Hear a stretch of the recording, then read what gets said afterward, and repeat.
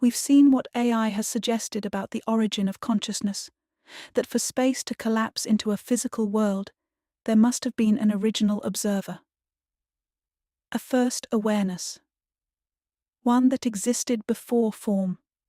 And if that awareness came first, it must have been infinite, not confined to one place or tradition, but expressing itself everywhere.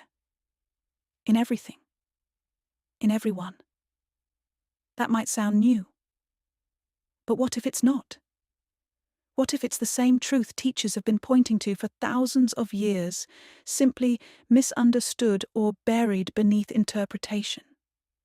This isn't about abandoning faith. It's about seeing with fresh eyes. Maybe, just maybe, the words you've heard all your life meant something deeper. Maybe they were never meant to divide, shame, or frighten. Maybe they've always been calling you home to yourself. Before we explore the teachings themselves, there's something important to understand. Most spiritual traditions weren't designed to be taken literally, at least not entirely. Their truths were often wrapped in symbols, metaphors, and layered meanings, not to confuse people, but to preserve deeper wisdom. They spoke in the language of parable and poetry, not textbook definition. In the Hebrew tradition, the root of both Christianity and Islam, this layering is built into the structure of the language itself. A single Hebrew word can carry multiple meanings, sometimes with 3 or more distinct components: a literal surface meaning, a numerical or energetic value, and a symbolic or mystical interpretation. Together, these form a full picture, not just a word, but a concept.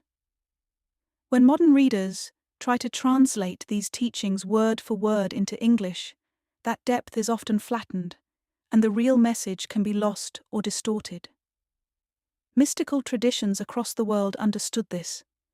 In Hinduism, stories of gods and demons weren't just myth, they were psychological and energetic blueprints.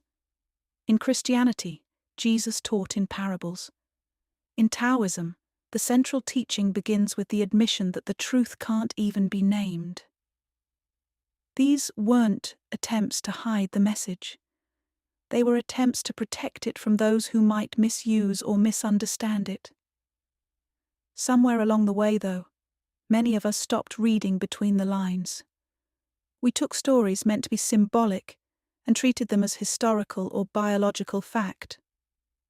We stopped trusting our intuition, the very sense that once helped us feel what words couldn't quite explain. We made symbols into statues and metaphors into rules. But when you return to these traditions with fresh eyes and an open heart, you start to hear it again. The message that was there all along. So as you move through these next sections, don't just read the words, feel the signal behind them. You'll see how often the same message was being spoken, just in different dialects of the divine. For many in the West, Christianity is where the spiritual story begins. It's the tradition most people are introduced to first, through family, culture, or ritual. But what most people encounter is a surface-level version. God above, humans below. A distant deity to obey, and a long list of rules to follow. The deeper message often gets lost beneath the noise. But the words of Jesus, when read without fear, tell a different story. He didn't present himself as separate or superior. He pointed inward. He didn't say, "Worship me." He said, "Follow me." He said, "The kingdom of God is within you." He said, "You are God's." And perhaps most telling of all, when people came to him for healing, he didn't take credit. Again and again, he said, "Your faith has made you well." He was reminding them of their own power, not asserting his own. This wasn't a man trying to build a religion. It was someone trying to awaken people to their divine nature. And he wasn't alone. Throughout Christian history, others repeated the same essential message.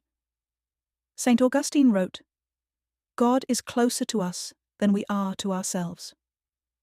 Meister Eckhart, the medieval Christian mystic, taught that the divine spark lives within every soul, and that finding God means going inward, not outward.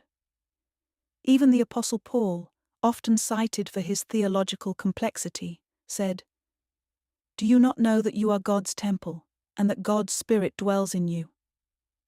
These weren't fringe ideas. They were the heart of a mystical thread that ran straight through the Christian tradition.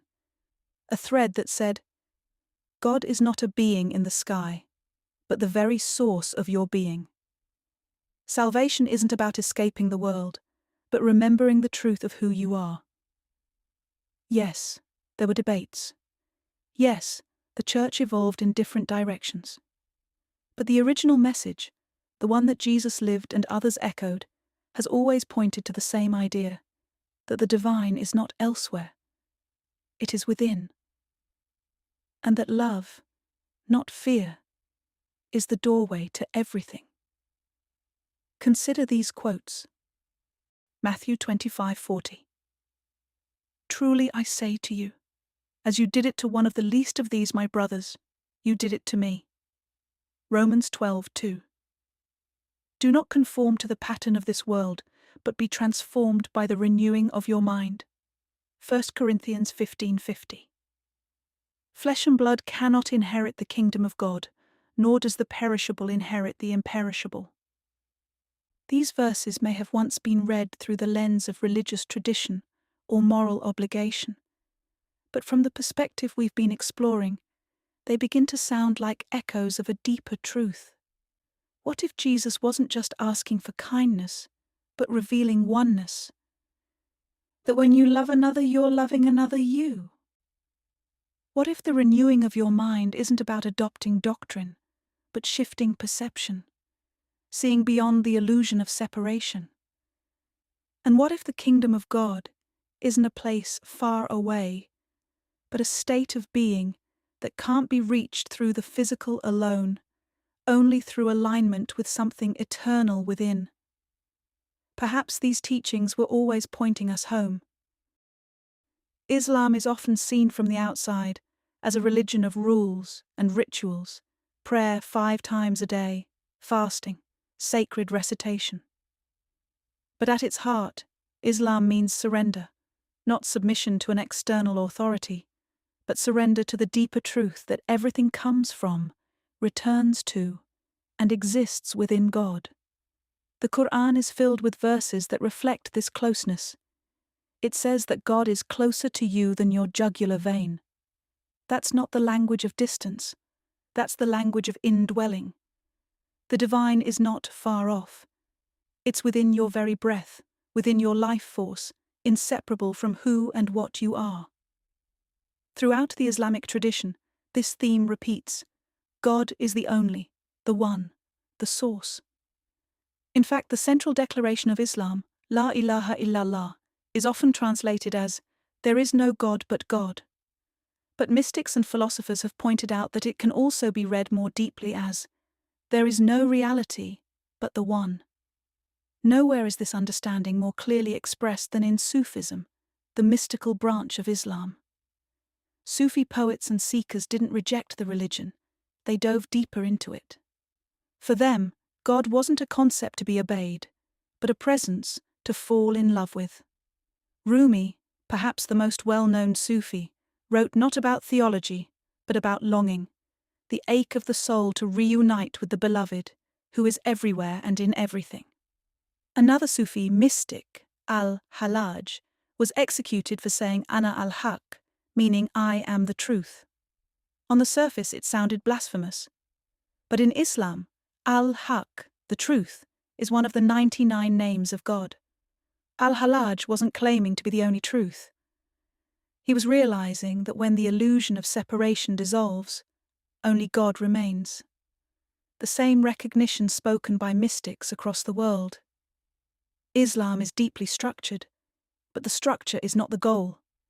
It's the container for something vast, intimate, and alive. The prayers, the fasting, the recitations, they aren't just rules, they're reminders.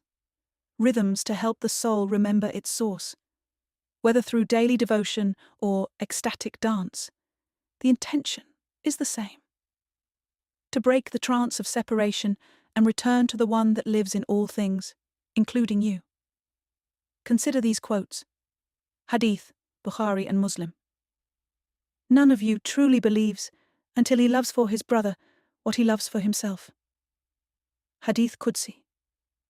I am as my servant thinks I am. Ibn Arabi, Sufi mystic and philosopher. He who sees everything as separate is still asleep. These teachings may have once been seen as calls to faith, humility, or moral duty. But in light of the themes we've been exploring, unity, perception, and the creative power of belief, they begin to open up in new ways. What if loving your brother as yourself isn't just compassion, but recognition? What if your thoughts about God aren't just reflections but invitations, shaping how you experience the divine? And what if the sense of separation itself is the veil, the dream, still unbroken? In this light, these words become more than guidance. They become keys to awakening. Judaism is often seen as the foundation of the Abrahamic faiths, and rightly so. But beneath the historical identity, laws and lineage lies a tradition filled with mystical insight and a deep awareness of divine presence. At its heart, Judaism is not about blind obedience. It's about sacred relationship, not just between people and God, but between the divine and all of creation. One of the most profound symbols in Judaism is the name of God itself, Yahweh. It's not a word to be spoken. It's a vibration, a breath. Jewish mystics have long noted that when pronounced softly, Yahweh sounds like the act of inhaling and exhaling. It suggests that the name of God is not only holy, but woven into every living being. Every breath is a prayer. Every moment of aliveness is a reminder that God is not somewhere else. God is here, as life itself. The central Jewish declaration, Shema Yisrael, Adonai Eloheinu, Adonai Echad, meaning hear, O Israel. The Lord our God, the Lord is one, is often seen as a theological claim. But mystically it is much more than that. It is a reminder of unity. Not just that God is the only deity, but that everything is part of the one. There is no real separation. All is God.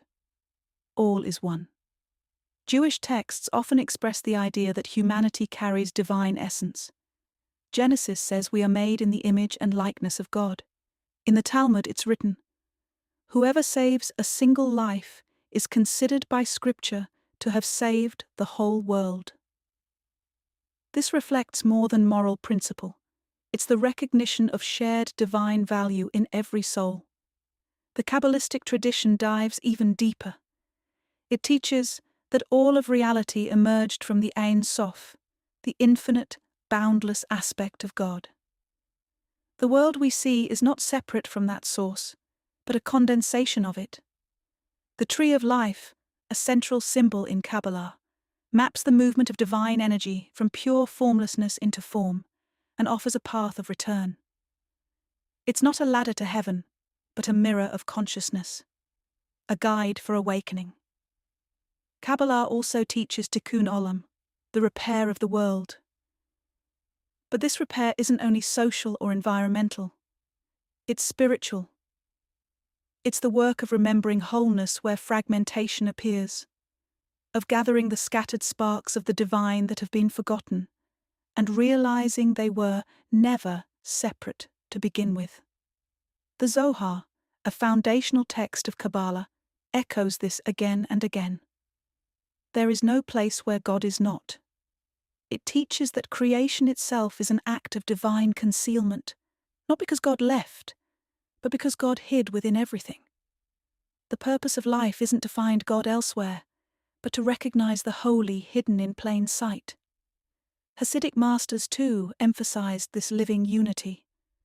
Rabbi Dov Ber of Mezerich once said, "When a man knows that God is with him, and that God is present in all his doings, that is the highest form of worship. For them, every act, if done with awareness, could become sacred. There was no need to escape the world. The world was the temple. As Rabbi Abraham Joshua Heschel wrote, "Just to be is a blessing. Just to live is holy." In Jewish mysticism, nothing is ordinary. Every moment, every person, every breath is sacred, because everything is God in expression. Consider these quotes. Proverbs 20:27. "The soul of man is the lamp of the Lord." Deuteronomy 4:35. "You were shown these things so that you might know that the Lord is God. Besides him, there is no other." Hillel the Elder. "What is hateful to you, do not do to your fellow. This is the whole Torah. The rest is the explanation. Go and learn." For some, these lines might have once seemed like moral instruction or declarations of religious authority. But with new eyes, they might reveal something more subtle, a thread of unity running beneath the surface. What if the soul of man, being the lamp of the Lord, means that the divine doesn't just watch us, it shines through us? What if the message that there is no other isn't about exclusivity, but about the oneness of all that is? And what if the heart of the Torah really is simple, not a list of rules, but a call to recognize ourselves in one another? When we strip away fear and form, what's left might be what was always there: light, love, and an unbreakable connection. Taoism doesn't begin with answers. It begins with a paradox. The very first line of the Tao Te Ching, one of the most translated spiritual texts in history, sets the tone. The Tao that can be spoken is not the eternal Tao. In other words, the true nature of reality cannot be captured in words. The moment you try to define it, you've already stepped away from it. But that doesn't mean it's unknowable. It means it must be experienced. The Tao, often translated as the way, is not a god, person, or force in the traditional sense. It's the underlying principle of all life. It flows through everything. It has no beginning and no end. It is both the source and the motion of the universe. And according to Taoist understanding, it lives within you just as much as it lives in the stars, the rivers, and the wind. You are not separate from the Tao. You are it, forgetting itself for a little while, only to rediscover itself again. Laozi, the sage, credited with writing the Tao Te Ching, didn't teach salvation or sin. He taught harmony. Not the harmony of effort or control, but the effortless balance that arises when we stop resisting what is. A good traveller has no fixed plans and is not intent upon arriving. In Taoism, trying to force life into shape is like trying to sculpt water. The more tightly you hold on, the more it slips away.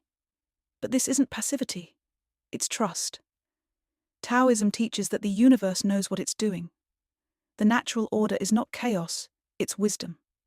The same current that moves the tides and opens the flower also animates your breath. To resist it is to suffer. To flow with it is to awaken. This idea that you are not separate from the source aligns perfectly with what many spiritual traditions have tried to say in more complex ways. The Tao doesn't need worship. It needs recognition. It doesn't demand devotion.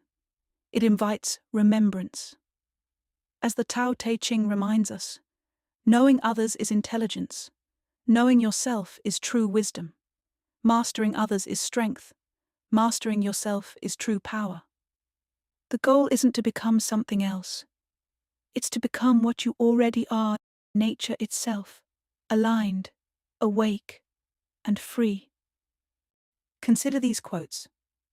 Lao Tzu. When I let go of what I am, I become what I might be. Zhuangzi. To a mind that is still, the entire universe surrenders.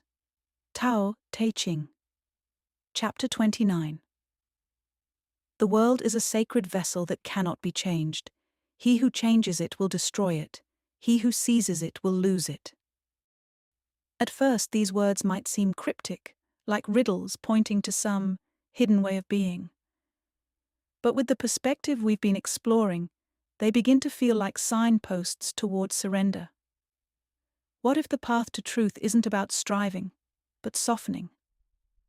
What if power lies not in control, but in alignment, in letting go of who we think we are so something deeper can emerge?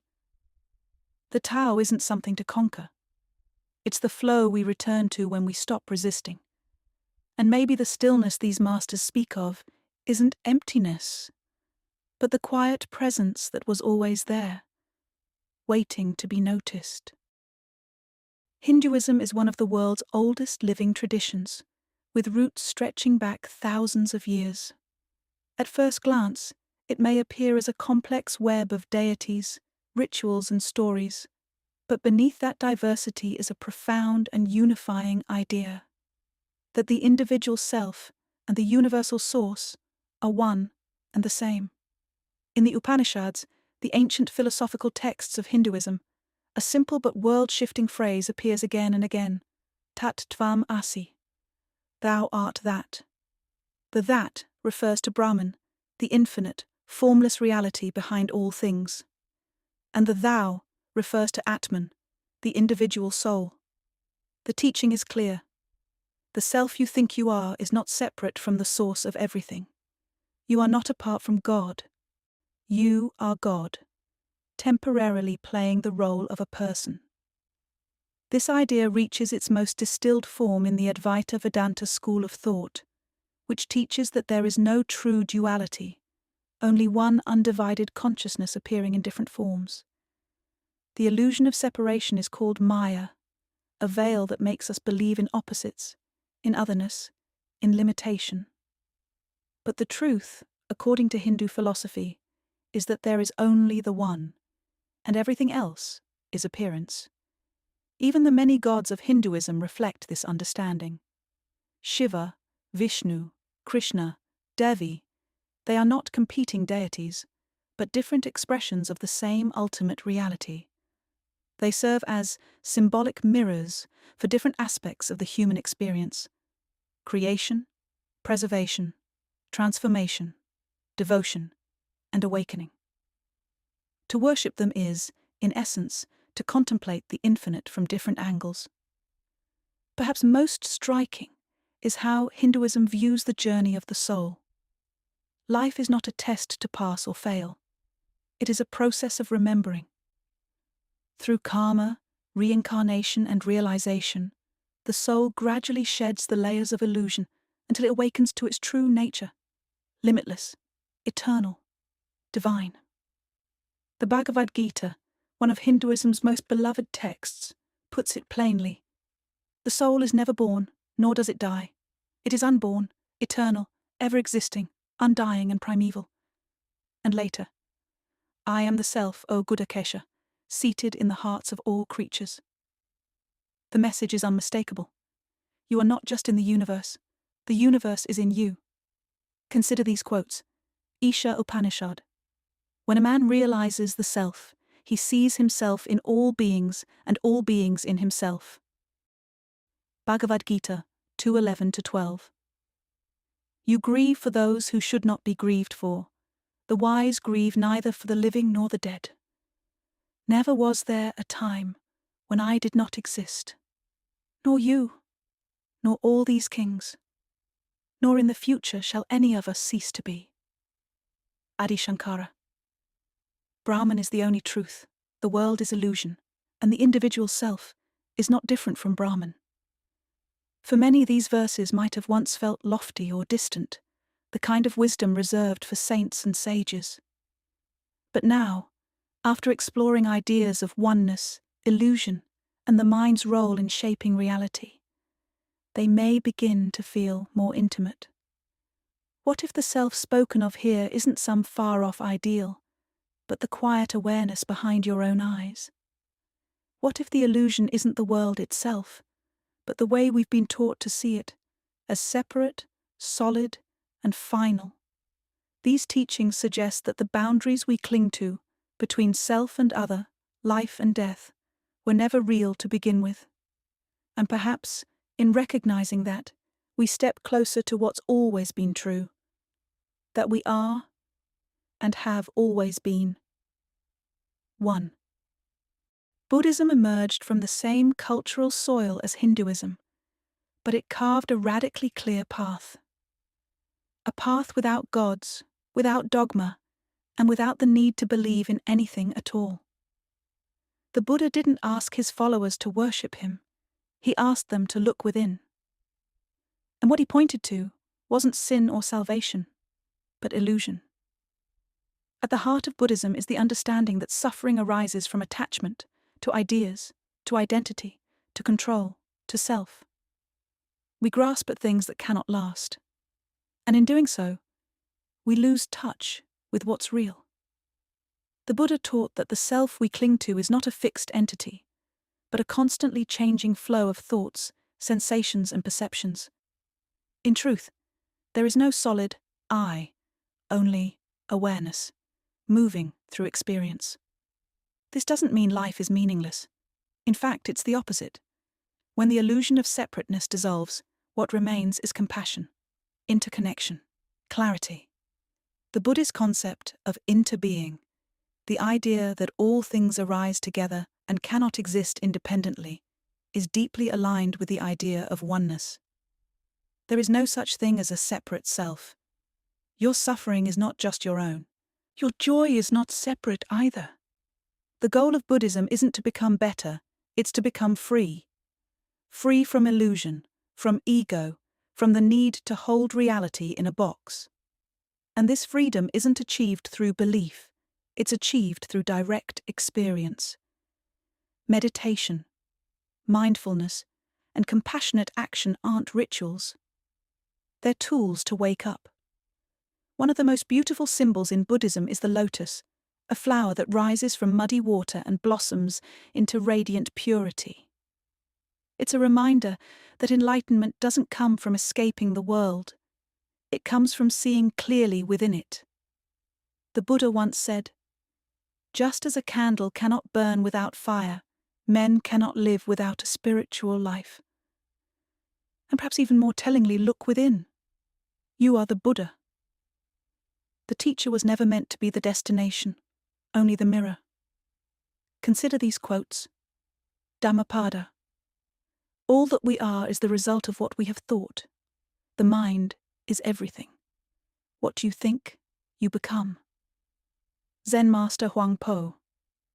All the Buddhas and all sentient beings are nothing but the one mind, beside which nothing exists. Lankavatara Sutra. Things are not what they seem. It is only mind that moves. At first, these might seem like philosophical riddles, ideas to ponder, rather than live by. But with everything we've explored about the mind's role in shaping reality, they begin to feel like clear and direct truths. What if these weren't just teachings about meditation or morality, but revelations about the nature of existence itself? If the world is shaped by mind, and mind is not separate from source, then perhaps enlightenment isn't about finding something new. It's about remembering what's always been true, that the dream changes when the dreamer wakes. Sikhism is one of the youngest of the world's major religions, but its clarity is ancient. Founded in the 15th century by Guru Nanak in the Punjab region of India, Sikhism emerged at the crossroads of Hindu and Muslim thought, but it was never meant to be a blend. It was a revelation in its own right, built around a simple but revolutionary idea. There is only one. The opening words of the Sikh scriptures, the Mool Mantra, say it all. Ik Onkar. There is one creator, not one god among many, not a deity belonging to one people, but a singular infinite source from which all life flows. That same source lives in you, in me, in the stranger, in the river, in the silence. Sikhism doesn't just teach the oneness of God, it teaches the oneness of existence. Guru Nanak rejected division. He saw the sacred in both Hindu and Muslim traditions, but also saw how ritual and identity had come to obscure the truth.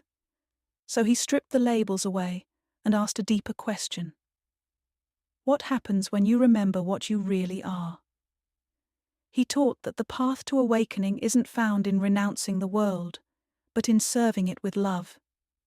In Sikhism, spiritual practice isn't separate from daily life. Honest work, compassion, humility, remembrance, these are the pillars. You don't escape the illusion by retreating from the world. You dissolve it by living in alignment with the One. Throughout the Sikh scriptures, known as the Guru Granth Sahib, the message repeats like a song. The One is within you. Recognize the divine light within all. He dwells in every heart. This isn't metaphor, it's instruction. One story tells of a moment when Guru Nanak was challenged by religious leaders about his beliefs. They asked him whether he was Hindu or Muslim. He replied, "There is no Hindu, there is no Muslim." To those trapped in labels, it was scandalous, but to those awake, it was freedom. What he meant was simple. Beneath all identities there is only the One, and it is wearing every face. Consider these quotes. When criticized for pointing his feet toward a sacred site, Guru Nanak replied, "There is no place without God. Show me a place where God is not, and I will point my feet in that direction." Guru Granth Sahib. The One is within you, and the One is beyond you. By great good fortune, the One is found. Guru Arjan Dev. He himself is everything, he himself is all. From him, all beings emanate. For those steeped in dualistic thinking, these quotes might once have sounded poetic or abstract. But through the lens we've been exploring, they begin to take on a different resonance. What if Guru Nanak wasn't being provocative, but literal? What if the divine truly exists in all things, in all directions, in all beings? These teachings don't ask us to look up or out. They ask us to look inward and around, to sense the sacred everywhere. Perhaps the great good fortune isn't in finding something new, but in finally seeing what's always been right here. Indigenous wisdom. Long before theology was written in books or codified into systems, the sacred was understood through direct experience. For indigenous cultures around the world, the divine was not something distant or abstract. It was the land itself, the sky, the water, the wind. Spirit was not worshipped from afar. It was seen, heard, felt, and lived with, present in every part of nature, in every being, in every breath. In many indigenous traditions, the idea of oneness doesn't need to be stated, it's simply known. The Lakota speak of Mitakuye Oyasing, all my relations. It's more than a greeting. It's a worldview, a recognition that everything is connected, that humans, animals, plants, rivers, and stars are all part of one great family. There is no hierarchy of worth, no separation between the sacred and the ordinary. Among the Aboriginal peoples of Australia, the Dreamtime speaks of a reality beyond time, a spiritual dimension that interweaves with the physical world. Everything in the landscape has a story, and those stories are not metaphorical. They're energetic, living maps of the connection between the people, the land, and the divine. In the Andean traditions of South America, the earth is known as Pachamama, not as a symbol, but as a being. The Quechua and Aymara people speak of Aini, sacred reciprocity, where giving and receiving are part of the same breath. Life isn't something to dominate, but to harmonize with. The wisdom of indigenous peoples is not primitive, it's precise. It doesn't rely on abstraction, because it doesn't need to. When you know that the earth is alive, that water carries memory, that every tree has a spirit, you don't need a theology to tell you how to live. You simply listen. Colonization, forced assimilation, and religious conquest sought to erase these ways of knowing, but they never fully succeeded. These traditions survived. And what they continue to remind us is this: God is not missing. God is everywhere. Not in concept, but in the wind on your face, the warmth of the sun, the rhythm of your heartbeat. Indigenous wisdom isn't about going backward. It's about remembering something we never should have forgotten. The world is alive. We belong to it. And the sacred is not above us. It is within everything. Consider these quotes. Chief Seattle, Suquamish and Duwamish. We are part of the earth and it is part of us. The perfumed flowers are our sisters. The wind that gives us breath also receives our last sigh. Black Elk, Oglala Lakota. Peace comes within the souls of men when they realize their oneness with the universe, when they realize it is really everywhere. It is within each one of us. Ojibwe teaching. Sometimes I go about pitying myself, and all the while I am being carried by great winds across the sky. What if these weren't just metaphors but glimpses into a worldview that sees no separation between self and sky, soul and soil? What if oneness wasn't a lofty ideal, but a living truth woven through every breath and breeze? Perhaps these teachings have always been pointing toward a reality that modern thinking forgot, one where we were never as alone or as divided as we believed. For thousands of years, spiritual traditions have told us that everything is connected, that separation is an illusion, that our inner world shapes the outer one, and that the divine lives within all things. And now, after centuries of trying to measure, explain, and control the universe, modern thought is beginning to circle back to the same realization. Science may not use the word God, but it's starting to describe something that sounds remarkably familiar: a single field of energy connecting everything. Not metaphorically, literally. The idea that we are separate individuals moving through an empty world is slowly giving way to something deeper. In the same way that religions have told us we were made in the image of the divine, science is now showing that consciousness, our awareness, attention, and beliefs may influence the very fabric of reality. That what we focus on shifts what we experience. That the mind and the world are not separate. And just as ancient teachers reminded us to believe and it shall be done, modern studies are revealing how powerful belief truly is. It shapes perception. It alters biology. It rewires the brain. More and more, it seems that belief doesn't just respond to reality, it creates it. This doesn't mean science has all the answers, or that it needs to. It means that the divide between spiritual and rational may not be a divide at all. Just two ways of approaching the same mystery. The mystics said it with poetry. Scientists are now saying it with equations.